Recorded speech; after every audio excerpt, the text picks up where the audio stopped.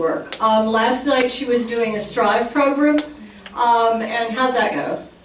That was good. Yeah. So she works for all kinds of people who are marginalized in a whole variety of ways. Okay, the second person that we have talking tonight is Samantha Jackson. And Samantha Jackson is a Pensacola native, as is Haley. And she went to Bucknell and came back and is a wedding planner here in Pensacola, as well as an extreme couponer. But she spends a great deal of her time doing justice work and really trying to help white people know what they need to do to be better allies to black people. So here we have Samantha Jackson. Here you go. Oh, not yet. Okay, we don't quite have Samantha Jackson yet. I mean, we have her, but we're kind of waiting for her to get the video up and going. So. Oh, it's over here. It's like on two screens. And while we're waiting for her for a second, I'll just say something that happened at Haley's program on Women in Lavender. It was a wonderful program. We're going to be exploring trying to get it going someplace else, like maybe the university, so that more people can see it. But I was sitting at a table with a guy who when somebody was introduced, a man not of color, a colorless man, who really said, when somebody was introduced, started correcting the African-American woman who was introducing the person, saying, no, her name is produced this way. And so I turned to him and said, you see that woman over there? That is Haley Morzette. And just last week on her Facebook page, she said, if you are a man and it's a women's event, don't feel that you need to say anything. And he's like, oh, but that's not how her name is pronounced. And I said, you know, right now, right here, you are not going to be applauded for correcting this woman at her own event on the pronunciation of the word. So I think it's important sometimes to speak out too, and to recognize the sense in which you are welcome to jump into the conversation, and the times when really it's a women's event and women need to be doing it in the way that they'd like to. Okay, now we have Samantha Jackson, who, you want to introduce your own video, Samantha? Sure. I'm going to talk a little bit about effective communication and also the problem with white liberals. And so first I'm going to start off with a video that talks about the comparison of Black Lives Matter movement to Martin Luther King, and I'm going to expand a little bit on that. You got the sounds unmuted. Oh, it's muted. So like. I got this now. Sorry. Women of many talents. The movement has been called too aggressive, too disruptive, too violent, but 50 years ago, the civil rights movement was criticized for all the same reasons. Though we like to remember it as nonviolent, Martin Luther King's movement used violence, needed violence, to reach its goals. He consciously dramatized police beatings of black activists to shock and embarrass federal officials into taking action. The movement even organized a youth march in Birmingham, Alabama, so children became the targets of police officers' billy clubs and German shepherds. Even Malcolm X criticized that move, but it was successful in drawing national attention to racial injustice. In fact, violence has been critical to every moment of racial justice in U.S. history, from ending slavery to confronting police brutality. Our memories and hagiography remade the civil rights movement into something more palatable. Just 30 years after the March on Washington, 57% of white Americans admitted knowing little or nothing about the event. So the more convenient narrative takes hold. It's easier to think that racial justice can be achieved peacefully, that the movement solved our racial problems and we can simply move on. It sets the scene for dismissing the need for another civil rights movement and for aggression and violence to achieve racial justice. Black Lives Matter activists have insisted this ain't your mama's civil rights movement, but it has more in common with the civil rights movement than we like to remember. The truth is, if you oppose the tactics of Black Lives Matter, you would have abhorred King's.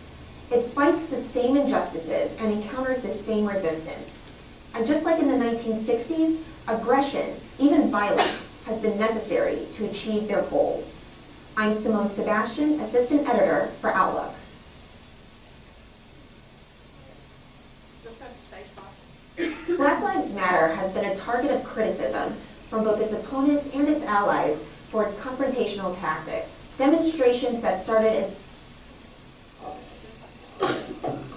All right, so hi, my name is Samantha Jackson, and like Julie said, I'm a wedding planner, and I've lived in Pensacola pretty much my whole life.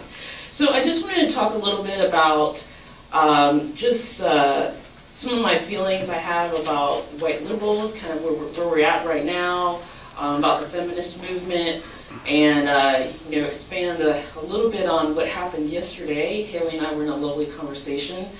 And I'm going to start out with a quote actually from Martin Luther King, and it talks about a lot of it is that what I hear from white liberals is that they don't approve of how Black people choose to do their movement pretty much. So they're trying to dictate the timeline on what we're going to do things on. And that is counterproductive. It's very discriminatory. We can go on and on. And it happens especially even more to Black women because, as women, we're expected to act and behave a certain way. So we also get even more, quote unquote, trouble for, acting, quote unquote, aggressively, so to speak, to these white folks. So Dr. King says, "I must confess that over the past few years, I've been gravely disappointed with the white moderate. I have almost reached the regrettable conclusion that the Negro's great stumbling block in his drive toward freedom is not the white citizens counselor or the KKK, but the white moderate who is more devoted to order than to justice, who prefers a negative peace, which is the absence of tension, to a positive peace, which is the presence of justice, who constantly says, I agree with your goal that you seek, but I cannot agree with your methods of direct action, who paternalistically believes he can set the timeline for another man's freedom, who lives by a mythical concept of time, who constantly advises the Negro to wait for a more convenient season. Shallow understanding from people of goodwill is more frustrating than absolute misunderstanding from people of ill will.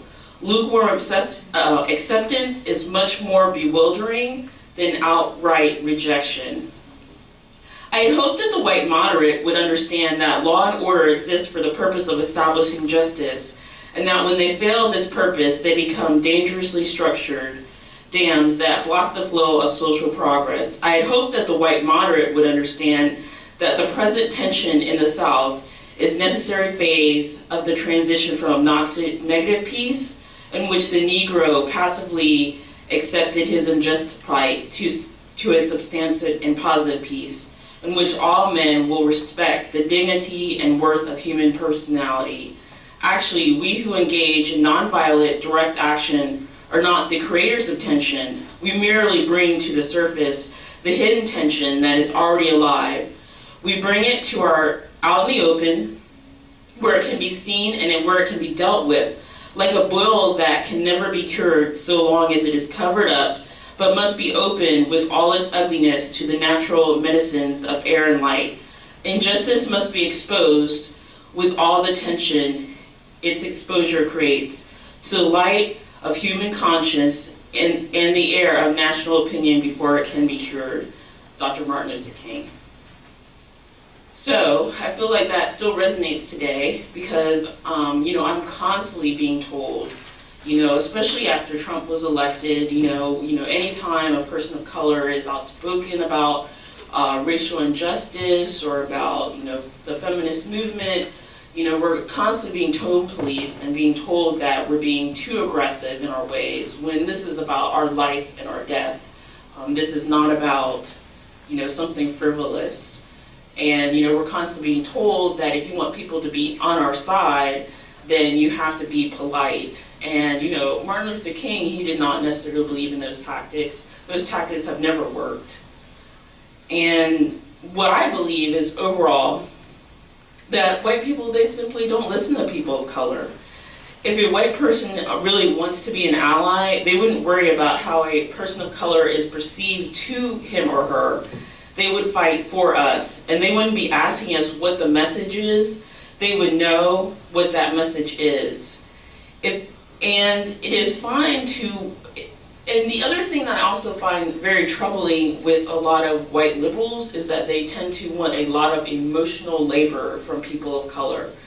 Meaning, instead of going to Google, we have the internet, for the past, 20-something years, that's been very prominent, that you can easily search up, numerous topics, at your disposal. And, so I find that a lot of times they're asking us, like the dialogue that Haley and I were in yesterday, the gentleman was asking Haley to, seven questions about, going into, how can he do this, all those things. You can go to Google if you really want to be an ally, and you can look up all that stuff on your own. Now, it's fine. It would have been one thing if, he had maybe put together a message or something that he thought maybe would be a good approach to use and gotten our second opinion. That would have been one thing.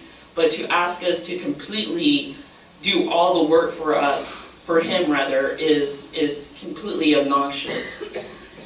And white women, I have a problem with you because you do the same thing, or actually men, do the same thing to you all, and then you do the same thing to us. So I find that kind of troubling in the fact that, I'm taking cues from you, Haley. So what I find troubling from white women is that, you know how this feels. You know what it's like when a man is trying to criticize you, when he's trying to question your intelligence, putting you down, and then you do the same thing to us, question our intelligence, question our credentials. So that's why, the trust between black women and white women isn't going to change until you shift your mentality. So I feel like white women, they really should know better, but a lot of times they don't do better. And I think that, and the other thing with white people in general is that they don't care about things unless it directly affects them directly. So, for example, if you don't have friends that are people of color, maybe if you don't have family members that are people of color, then maybe you don't feel like this issue directly affects you as far as racism. But we have to understand that racism affects everyone. It's not just about people of color. So if we're getting trapped basically right now in a vicious cycle. And I would encourage everyone in this room that, to listen to people of color when they're talking.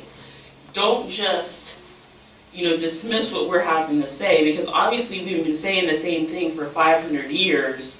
So I'm not really, I'm kind of unclear why the message isn't resonating to this day.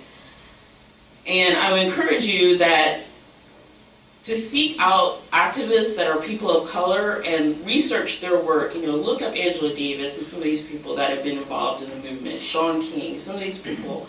Look up their work. Don't focus on, some of these white anti-racist activism. They're great, some of those folks. I use some of them as tools to kind of, get white people interested into the movement. Tim Wise is one of them that I sometimes use, but that is problematic within itself, because we should be listening to people of color. We should not be listening to a white man, a straight white man, talking to us about racism. He's profiting from that. We should be listening to people of color that have something effective to say. And I think that when the rule of thumb when talking to people of color or marginalized folks is, one thing I do that I always, talk about, or what I mentioned, or as I use as a rule of thumb, think about your question before you ask your question. And think about how that question is coming off. Would you ask that same question that you're asking to a person of color to someone that is transgender, to someone that is gay, to someone that is physically or mentally disabled? because, you know, take all of that into consideration when you're asking your questions, because a lot of times I get extremely offensive questions. I'm a administrator of one of the progressive groups in Pensacola on Facebook, and I get like amazing offensive questions in my personal inbox all the time. And so I think a lot of times people are not totally thinking things through when they're asking me these questions. As well, when you're called out by a person of color, just because it's not something that not the message that you want to hear, or not the way you're used to hearing it, I would not try to immediately recoil. I would think about what's being said to you. I would, you know, maybe even stew on it for a couple hours. Don't immediately go into defensive mode. I think that just is really what, you know, makes a lot of things worse when we're trying to have effective communication, especially with white liberals. I mean, you guys are supposed to be, you know, good service providers, supposed to know right from wrong.